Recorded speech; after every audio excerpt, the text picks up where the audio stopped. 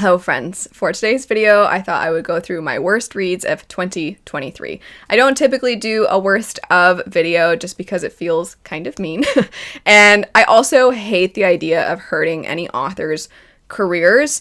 I do think there is a difference between if I do, for example, a new fantasy releases wrap up and something didn't work for me. I think the way I talk about books, as much as possible, I try to illustrate when something did not work for me personally, why it didn't work for me personally, and then I also, on the flip side, when I talk about something I like, I hopefully describe it in a way that makes it clear, even if I love these things, maybe they wouldn't work for you, and so I want to always ensure that you have a good idea of what you're getting into when you get into a book, whether I liked it or not.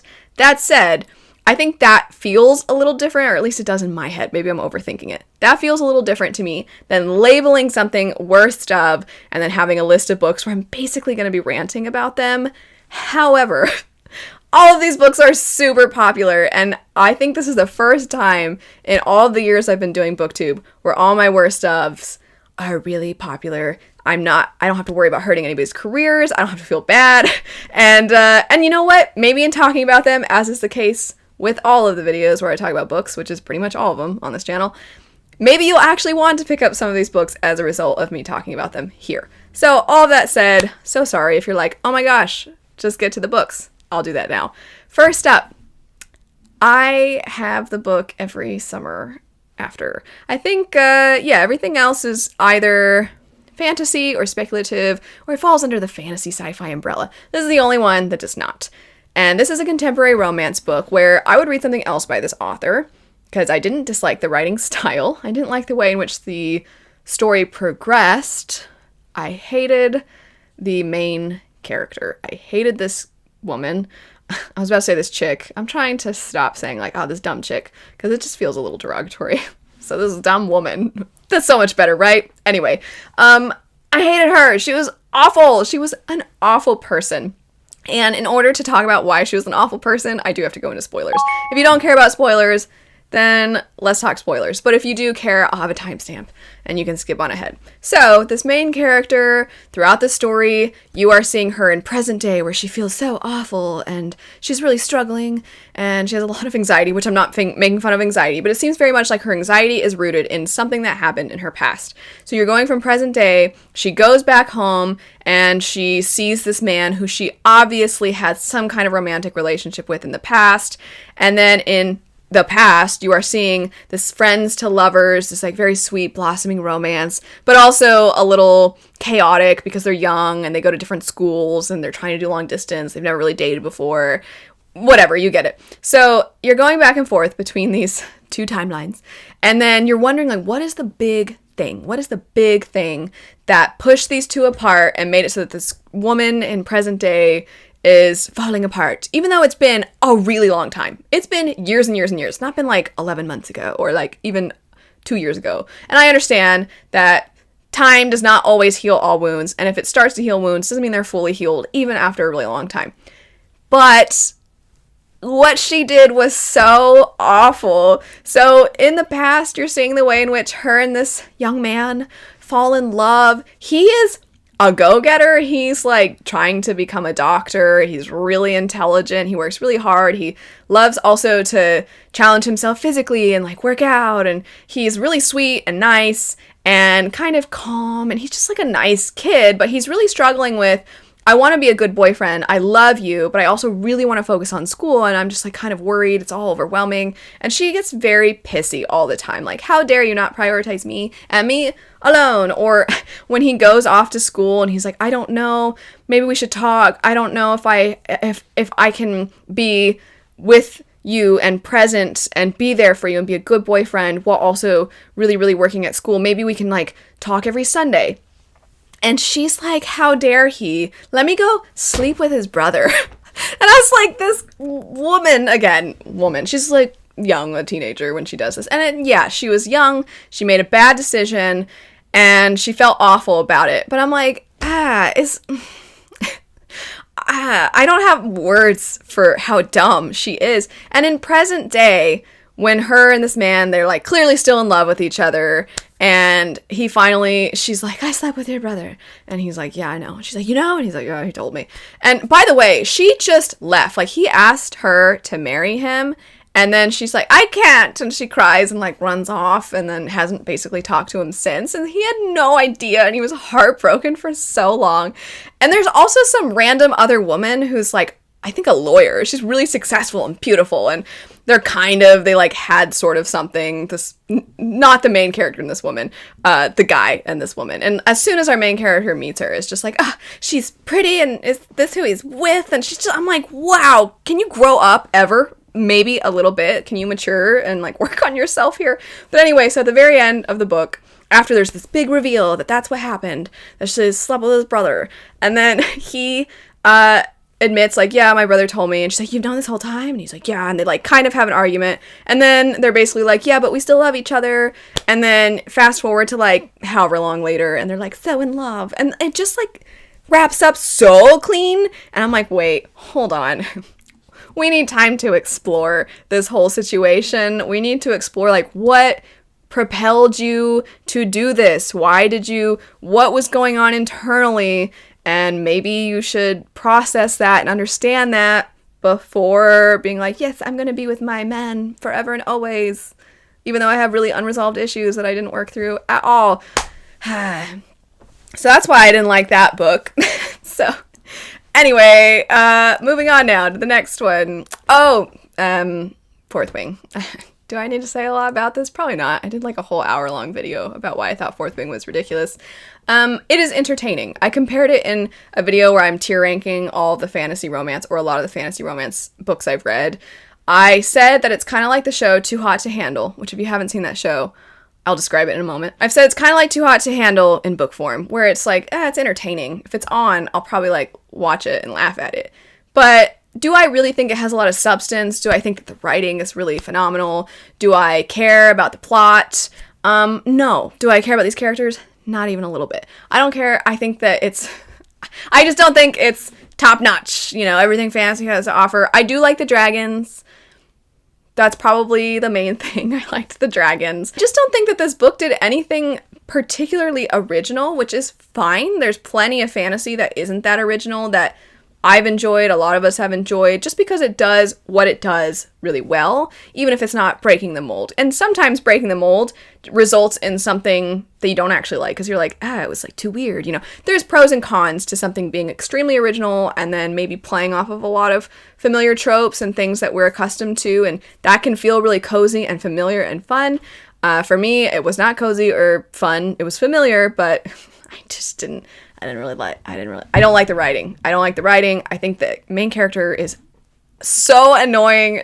And I read the sequel also, and I found her still just as annoying. There's a part in the sequel where there's like some big thing, this like secret that her man has been keeping from her. And he's like, I have to tell you, in the middle of nowhere. He like flies her out to the middle of nowhere. And he's like, I have to tell you here where there's nobody around. She's like, what's even going on? And he's like, how long does it take for a person to fall out of love with another person? She's like, I don't know. Just tell me what's going on. And then he's like, I think you're going to fall out of love with me the second I tell you. And I'm like, dude, what? Oh my gosh, just get on with it. And it's toward the end of the book. And the reveal, which I won't say because I've already talked a ton of spoilers on the other stuff, and I won't say what the big reveal was, but it was not a big deal at all. It wasn't a big deal. I'm shouting my microphone. I'm sorry. It wasn't a big deal. It wasn't a big deal. And then he's like, there, now you have that. You can turn me in. And like, if you do, I'll die. But I felt I had to tell you and whatever. And I'm just like, she's not going to tell anybody this. She's not going to turn you in to die for this. Are you serious for this? But she does question. She's like, how do I even know that our relationship is even genuine? And he's like, because of all these other things that I've told you. And also we can like kind of connect our minds. So like, you know how I feel about you. And she's like, but how do I know that how we first got together was even? And it's like, oh my gosh. The forced drama was unbearable in the second book. I mean, the first book, the stakes are off the walls, off the charts, ridiculous. But at least they were more for like the main. They were there. I can't even. You know what? I'm trying. But some of the stakes were so ridiculous that I'm like, I can't take this seriously. Anyway, I'm like, what do I have to say? I've already probably said it in that one video. And then I had a ton to say, apparently. But I didn't think it was very good. The show Too Hot to Handle, if you're like, hey, what was that show about? Too Hot to Handle is about a bunch of conventionally attractive people, usually in swimsuits for like their entire time next to each other, where they're like, they go to this beautiful location somewhere, and then they're under the impression that it's a different show, and then they find out actually the show is called Too Hot to Handle, and there's like an Alexa type device named Lana that talks to them. There's no like actual host, it's just this little thing, and it tells all these very conventionally attractive people who love to get it on, they're like, if you get it on, there's a bunch of money at stake, and it will go down every single time one of you is physical with each other. Physical being like even a smooch.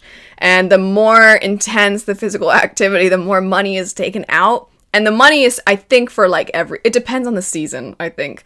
But it's like all that money, any one of them pulls from it for all of the rest of them. So if you do something, you're gonna piss off everybody else. It's really stupid. And they put them in situations where they're like touching each other and like rubbing stuff all over each other, and it's so ridiculous. It is so profoundly stupid. But it's one of those things where you're like, what is this? What is this? And that's kind of the feeling I had while reading Fourth Wing, you know, like, what am I reading? And then you're just like, I mean, it's pretty funny. Anyway, let's move on to something that I feel like maybe is surprising, which would be Pure Nessie.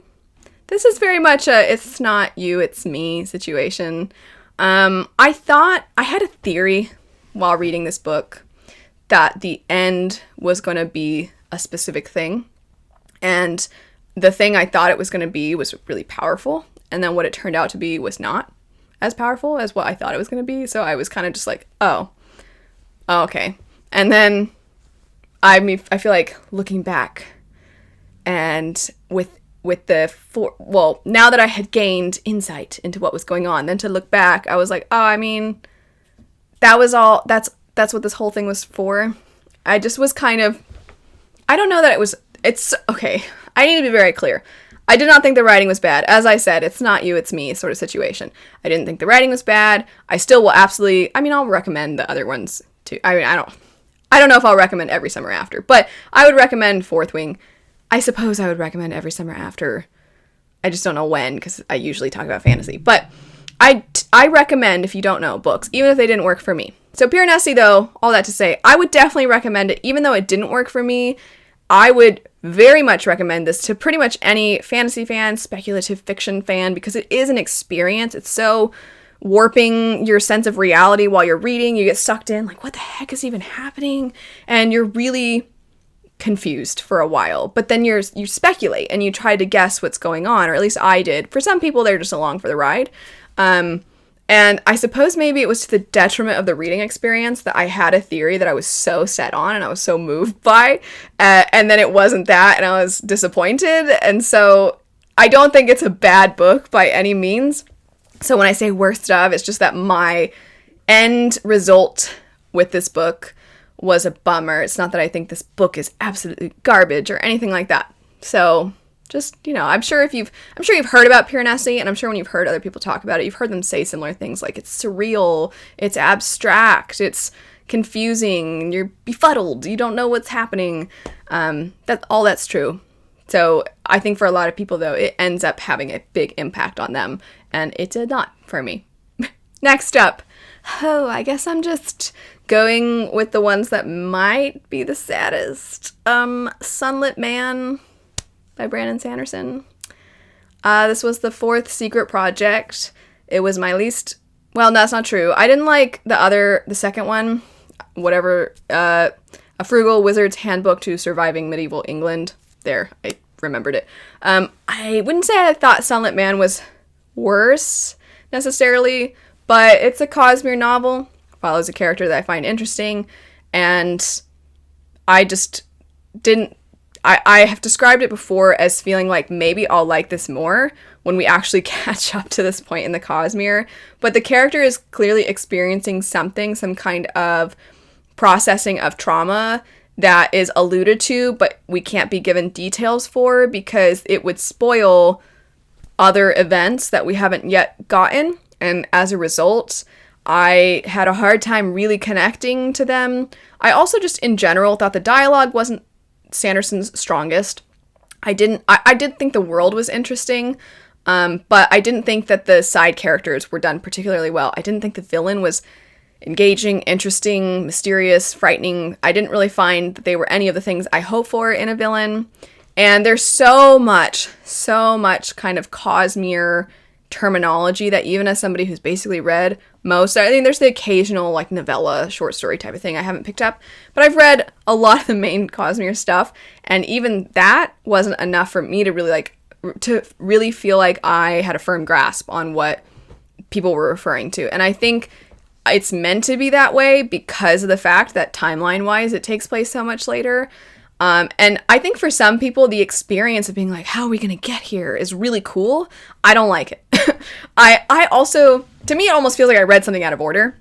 So I don't like that feeling. But a lot of you know, with continuations in series, I am so picky. There's a few that have worked. For example, I've really liked Fragile Threads of Power. That was one of the few that worked really well for me.